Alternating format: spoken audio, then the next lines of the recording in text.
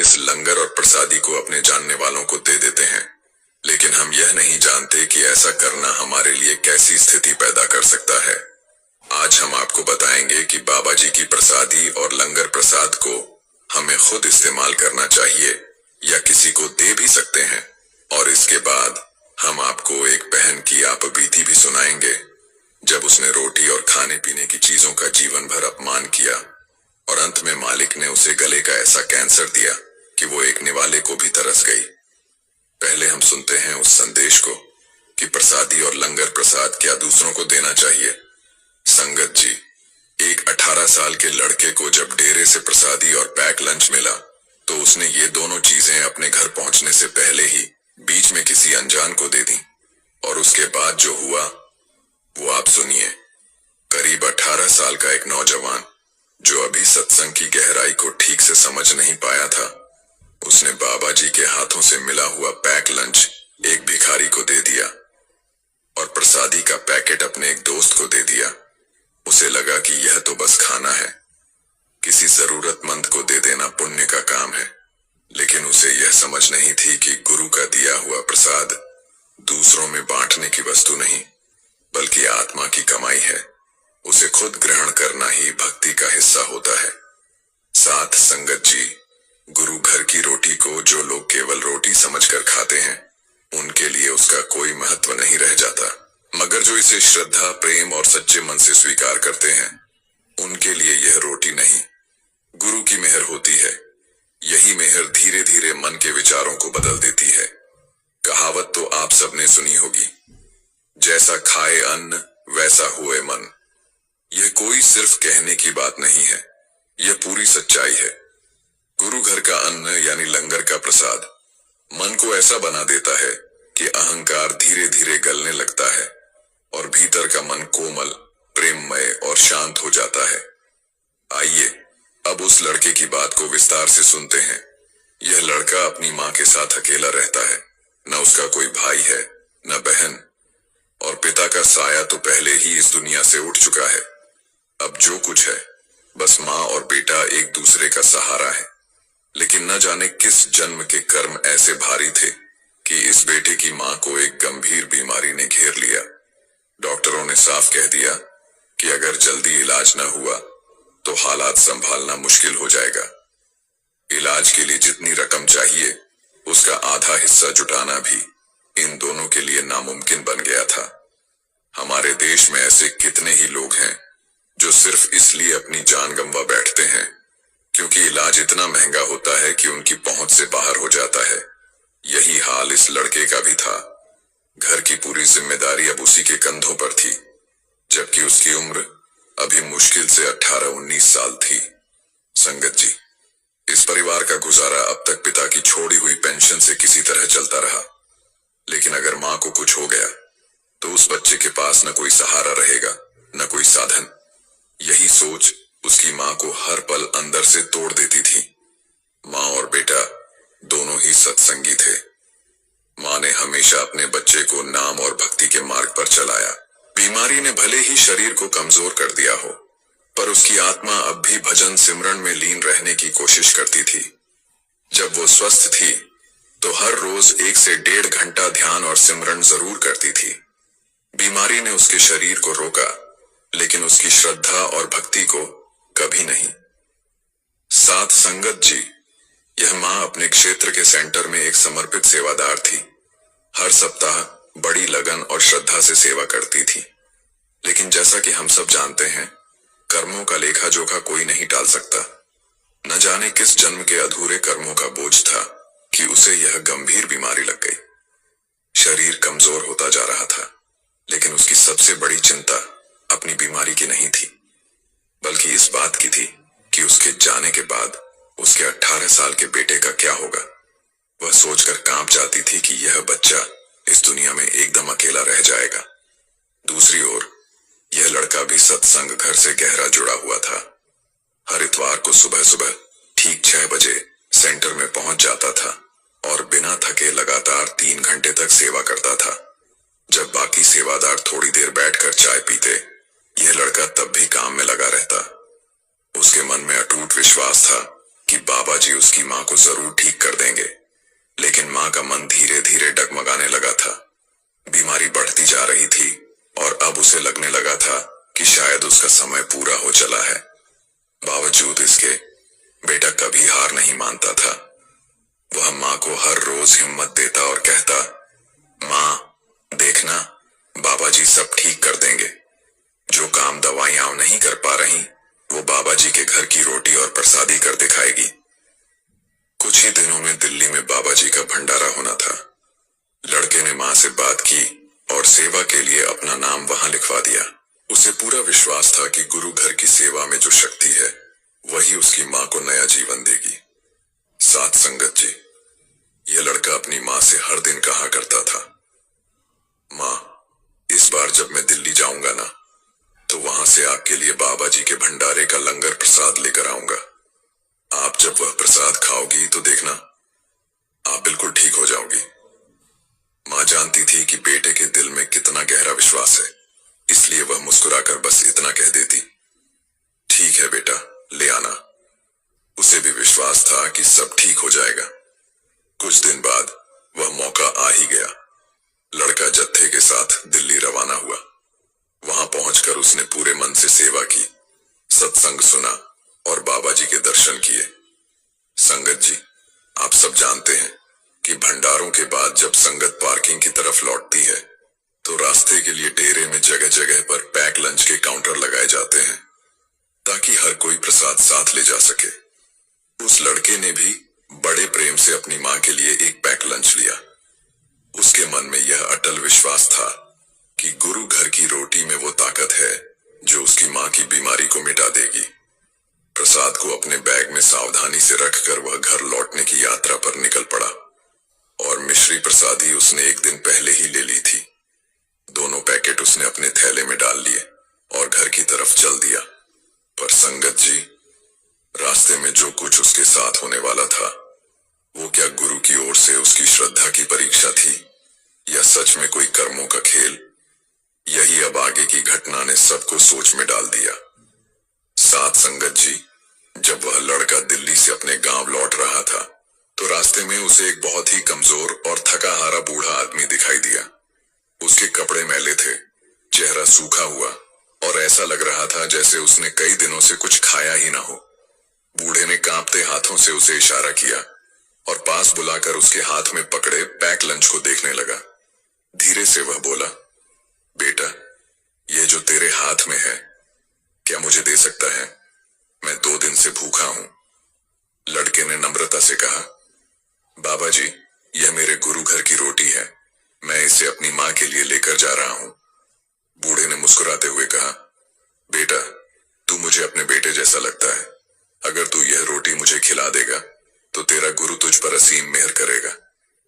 अब संगत जी, क्योंकि यह लड़का खुद सत्संगी था और जानता था कि बाबा जी हमेशा यही सिखाते हैं कि अगर रास्ते में कोई भूखा, प्यासा या लाचार मिले और हम उसकी मदद कर सकें, तो बिना सोचे समझे करनी चाहिए।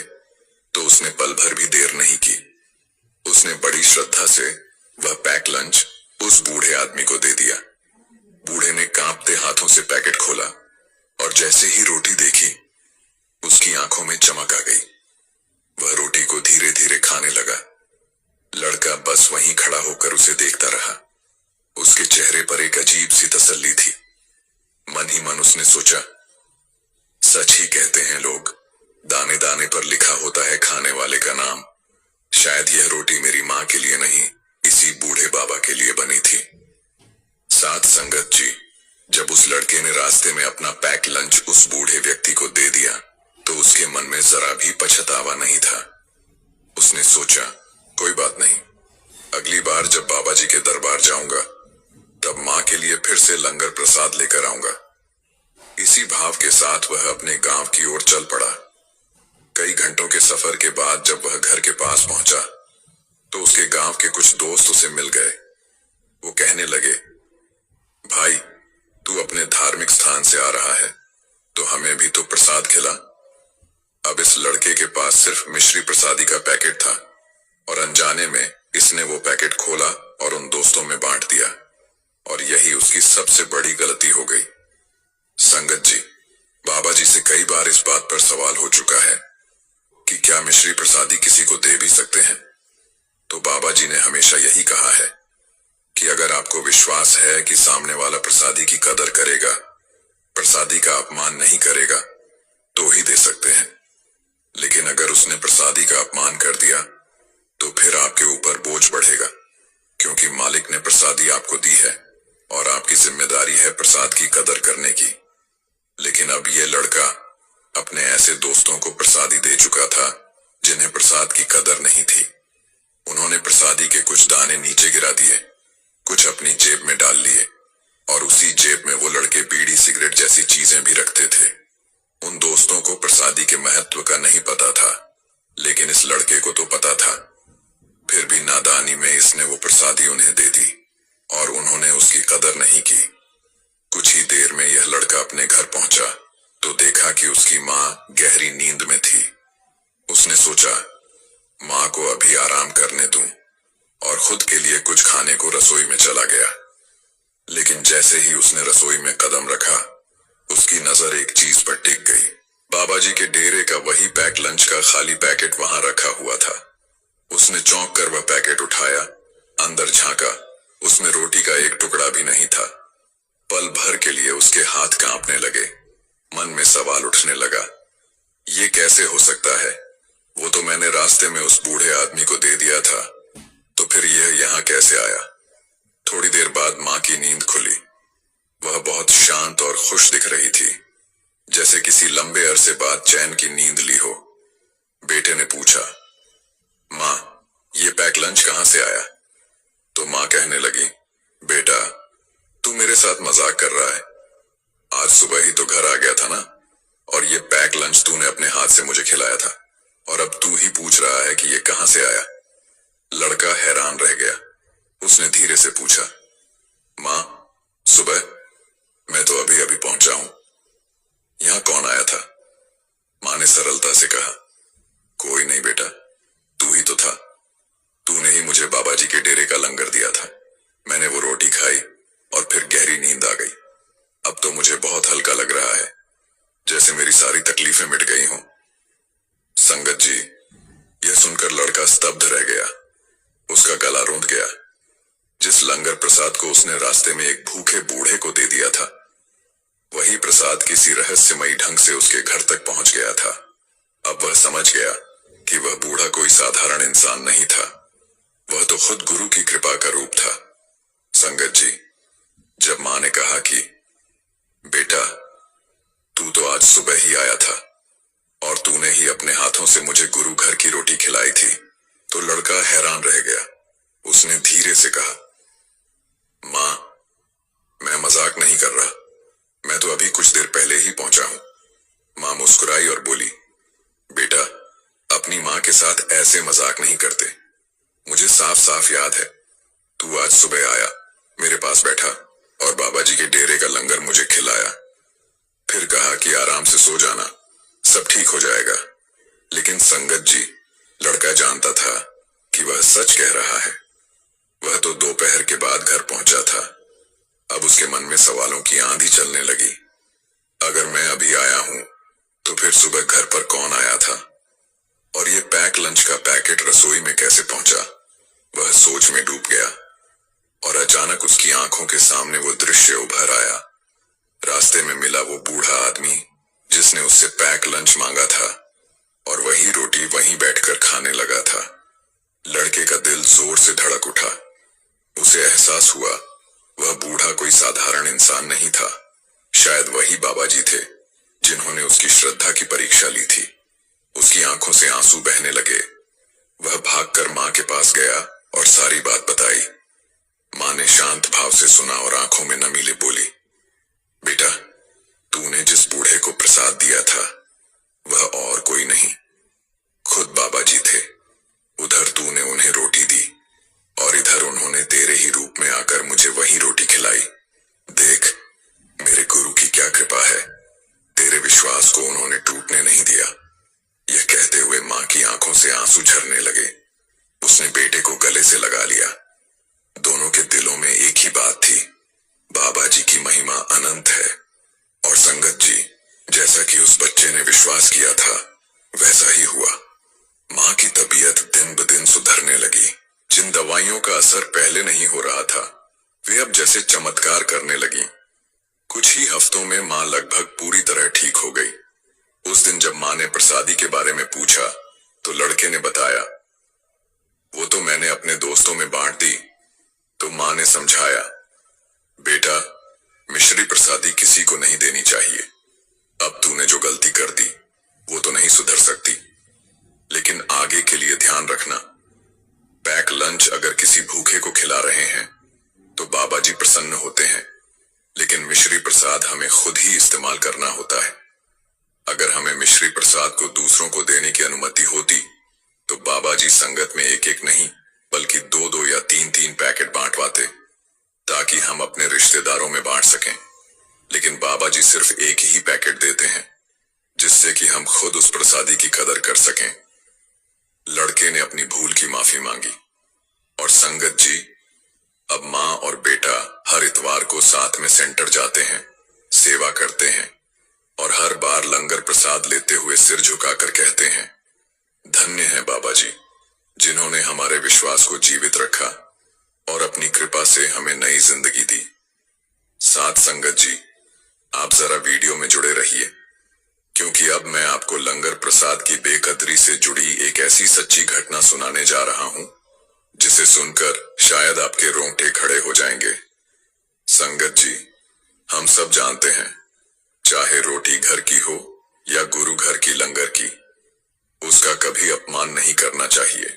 अन्न यानी अन्न को देवता कहा गया है, क्योंकि इसी से हमारा जीवन चलता है।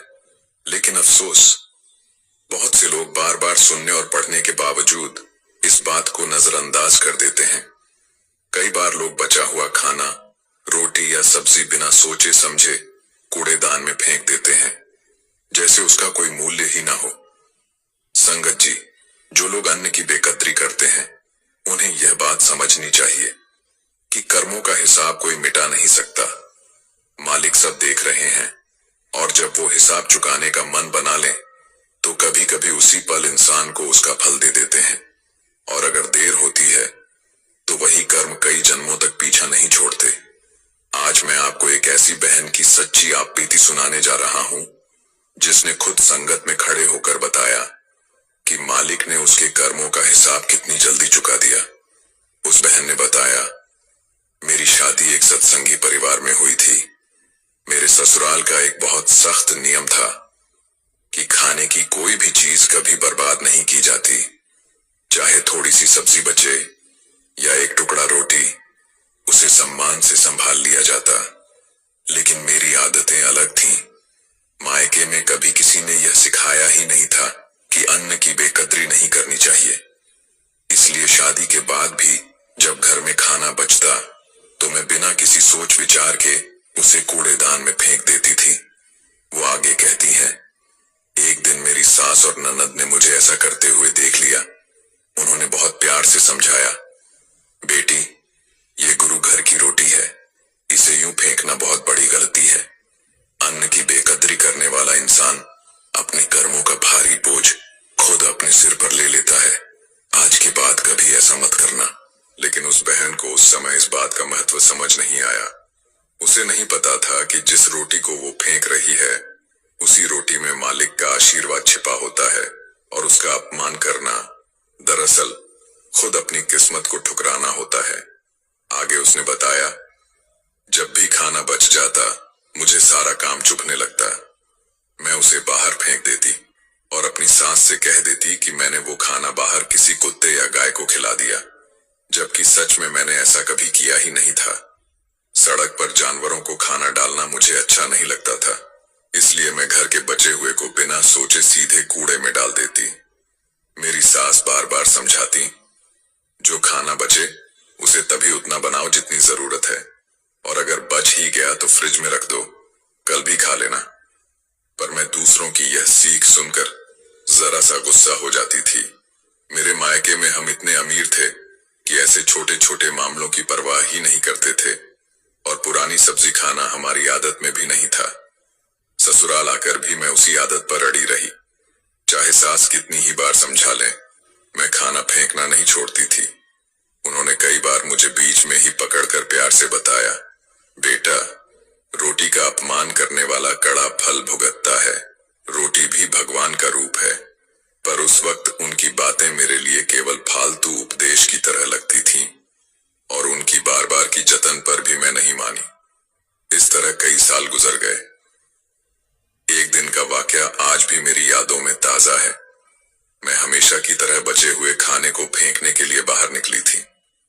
तभी मैंने देखा, घर के पास दो छोटे छोटे बच्चे, जो शायद किसी भिखारी के बच्चे थे, कूड़े के ढेर में कुछ खाने को ढूंढ रहे थे। उस पल मेरे सामने भूख और बेबसी की तस्वीर खड़ी थी। लेकिन अफसोस, मेरा मन उस समय इतना कठोर और अंधा हो चुका था कि मैंने उन बच्चों को अनदेखा कर दिया। उनके सामने ही मैंने खाना कूड़े में फेंक दिया, और कुछ पलों बाद वही मासूम बच्चे उसी गंदगी में से वो रोटियां निकालकर खाने लगे। मगर उस दिन भी मेरे दिल में दया नहीं जागी। मैं बिना सोचे वापस घर चली आई। लेकिन संगत जी, मालिक का न्याय बड़ा सटीक होता है। कुछ सालों के भीतर ही मेरे कर्मों का हिसाब मुझसे वसूला गया। मेरे गले में ऐसा कैंसर हो गया कि मैं एक निवाला भी निगल नहीं पाती थी। महीनों तक अस्पतालों के चक्कर चले।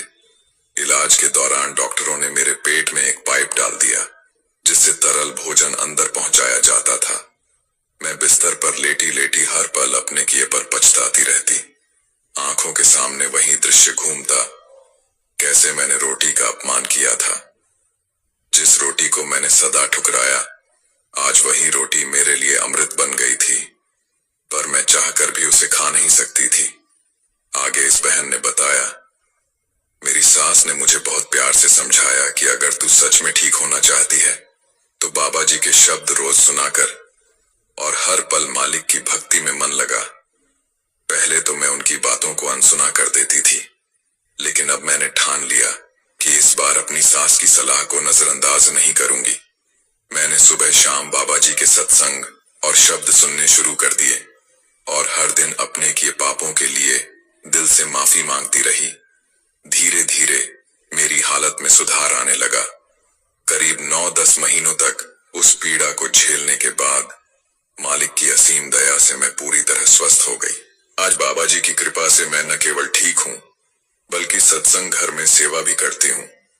जब डेरे जाती हूँ तो मेरी ड्यूटी लंगर बर्ता में लगती है, वही स्थान जहाँ कभी मैंने रोटी की कद्र नहीं की थी। आज वहीं रोटियों की सेवा करने का सौभाग्य मिला है। बाबा जी ने मुझ पर ऐसी दया की कि उन 9-10 महीनों के कष्टों से मेरे सारे कर्मों का हिसाब चुक गया।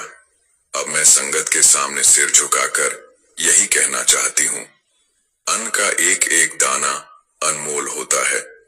उसे व्यर्थ नहीं जाने देना चाहिए। खाना कूड़े या नाली में जाने की बजाय किसी जरूरतमंद के पेट में पहुंचे, यही सच्ची कदर है। इस बहन ने आगे संगत को बताया, संगत जी, मुझे यकीन है कि आप में से बहुत लोग अनजाने में वही गलती कर बैठते होंगे जो मैंने की थी। पर अब हमें इससे सबक लेना चाहिए। भंडारों में मैं देखती हूँ कि कई संगत लंगर में तो सारा प्रसाद खा लेते हैं, लेकिन कैंटीन में बचे हुए खाने को छोड़ देते हैं। यह आदत हमें तुरंत बदलनी चाहिए। चाहे भोजन गुरु घर का हो या अपने घर का, हर स्थिति में हमें उसकी पूरी